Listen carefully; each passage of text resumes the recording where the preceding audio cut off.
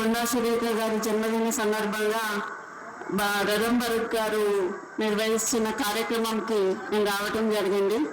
కానీ ఇక్కడ జన్మదిన శుభాకాంక్షలు తెలియజేసుకుంటూ మీ అందరి తరఫున అమ్మ హ్యాపీ బర్త్డే, మీకు వీళ్ళందరూ ఆశీస్సులు ఉన్నాయని చెప్పి నేను చెప్పదలుచుకున్నాను. నీకు ఇంకా నువ్వు పై ఎత్తునకు ఎదగాలని చెప్పి మనస్ఫూర్తిగా కోరుకుంటున్నా.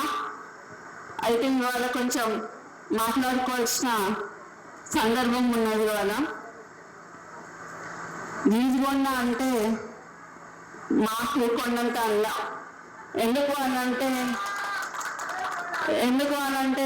మా నాన్న అరెస్ట్ అయినప్పుడు రాజ్ కుమార్ అంకుల్, నవీన్ రాజ్ అంకుల్ వీళ్ళందరూ మేము 25 రోజులు గీజుకొండ పోలీస్ స్టేషన్ ముందట పరుపులు వేసుకొని అనుకున్నాం. మాతోని తెలుగుదేశంలో మేము అనేక ఇబ్బందులు పడ్డప్పుడు మాకు తోడుకున్నది గీజుకొండ మండలం. గీజుకొండ మండలం నాయకులు, కార్యకర్తలు అందరూ మాకు అండగా ఉండే. మేము 9 ఏళ్ళు నరకం తీసాం టీడీపీ నాయకత్వంలో. తర్వాత ఒక బీసీ బిడ్డ ఒక పటవారి వ్యవస్థని తన ఇంటి నుంచి నిర్మూలించాలని చెప్పి మొదట వాళ్ళ ఇంటి నుంచే వాళ్ళ నాన్న నొప్పించి పటవారి వ్యవస్థను తీసేసి ఆయన పేరులో పటేల్ని తీసేసి ఈరోజు రాజకీయం స్టార్ట్ చేసిన కొండా మురళి సామాన్య కార్యకర్తగా స్టార్ట్ చేసిండు. అట్లాంటి కొండా మురళి ఇవాళ కింగ్ మేకర్. ప్రతి నియోజకవర్గంలో కొండ అభిమానులు ఉన్నారు అని చెప్పడానికి అతిశయోక్తి కాదు. కంపల్సరీగా కొండ యువసేన అనేది ప్రతి నియోజకవర్గంలో ఉన్నది. కానీ ఈరోజు రేవంత్ రెడ్డి గారిని నేను కొన్ని ప్రశ్నలు వేయదలుచుకున్నాను. దాంట్లో భాగంగా మీరు మొదట పిసిసి కావాలని కోరుకున్నది కొండా సురేఖ, కొండా మురళీధరరావు గారు. ఆ రోజు వారు మాట్లాడుతూ కొండా మురళి గారి ఆదేశాల మేరకి కొండా సురేఖ గారు పిసిసి రేవంత్ రెడ్డి గారిని ప్రపోజ్ చేయడం జరిగింది. తర్వాత ఢిల్లీ స్థాయిలో కూడా ఆమె ప్రపోజ్ చేయడం జరిగింది. ఆ రోజు నువ్వు పిసిసి అయినాక ఫస్ట్ మొట్టమొదటిగా మా ఇంటికే వచ్చారు. వచ్చి నువ్వు అన్న మాట ఏంటంటే మా నాన్నతోని కొండా మురళి గారితో అన్న 38 సీట్లు వచ్చినా 36 సీట్లు వచ్చినా నీకు ఎమ్మెల్సీ ఇస్తానన్నా. అన్నవా లేదా అనేది మా కోటగారిని మైసమ్మ దగ్గరికి రా, ఎల్లమ్మ దగ్గరికి రా, శక్తివంతమైన దేవత ఆడని అందరూ నువ్వు ప్రమాణం చేయి, అప్పుడు నేను చెప్తా.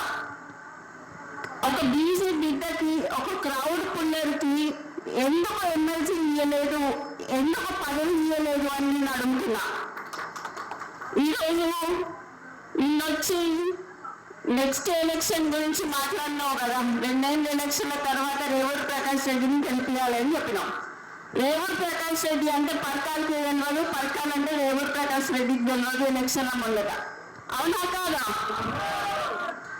ఎవరు వచ్చిండు? కొండా మురళి వచ్చి తిరిగితే రేవూరు ప్రకాష్ రెడ్డి గెలిచిండు. ఈరోజు 4-5 నియోజకవర్గాలలో తిరిగి ఆ రోజు గెలిపించుకున్న వ్యక్తి, నువ్వు కార్లో కూర్చోబెట్టుకొని తిరిగిన వ్యక్తి ఈరోజు ఎందుకు గుర్తొస్తలేదు నీకు? అంటే ముఖ్యమంత్రి అయితే కళ్ళు నెత్తికెక్కినాయా అని అడుగుతానా నేను. నాకు భయం లేదు. ఇవాళ పోతే రేపు 2 నాకు. ఎందుకు అని అంటే నా బిడ్డ, నా కొడుకు ఎవరైనా చూసుకుంటారు వాళ్ళని. నేను ప్రజల కోసం పనిచేసేదాన్ని, ప్రజల మధ్యలో ఉండేదాన్ని. ఈరోజు మా నాన్న నాకు అట్లే పెంచిండు, నేను భయం లేకుండా పెంచిండు. నేనెవరికి భయపడను, చావుకి భయపడను. కానీ ఈరోజు చాలా ఈ 2 ఏళ్ళ వరకు ఎందుకయ్యా ఇవాళ రాజీనామా చేయమని చెప్పు. ఇవాళ రాజీనామా చేసి ఎలక్షన్లకు రా. నా ఇల్లు ఇక్కడ వంచనీళ్ళు ఉన్నది, 3 అంతస్తుల బిల్డింగ్ నీకు ఇస్తా. వచ్చి అక్కడనే ఉండి రేవూరు ప్రకాష్ రెడ్డికి నువ్వు వచ్చి కాంగ్రెసింగ్ చేయి. రేవూరు ప్రకాష్ రెడ్డి గెలుస్తాడా, లేకపోతే కొన్న కుటుంబంలో ఎవరి నుంచి గెలుస్తారు? ఈరోజు నేను అదే అడగదలుచుకున్నా. నీతో పాటు ఒక పొంగు ఉన్నది. ఆ పొంగు ఎక్కువసేపు పొంగదయ్యా, పోతుంది. మరి నువ్వు ముఖ్యమంత్రివా ఆయన ముఖ్యమంత్రి కూడా తెలుస్తలేదు ఇక్కడ. మొన్న హైదరాబాద్ లో ఇందిరమ్మ ఇల్లు ఇచ్చేటప్పుడు హైదరాబాద్ లో ఆయన పొంగు పోస్టర్లు వేసుకున్నాడు. మరి అక్కడనే హైదరాబాద్ ఇన్ఛార్జ్ అయిన పొన్నం ప్రభాకర్ గారి ఫోటో ఇవ్వలేదు. అంటే బీసీలన్నీ అంత చిన్నకన్నా మీకు అని నేను అడగదలుచుకున్నా.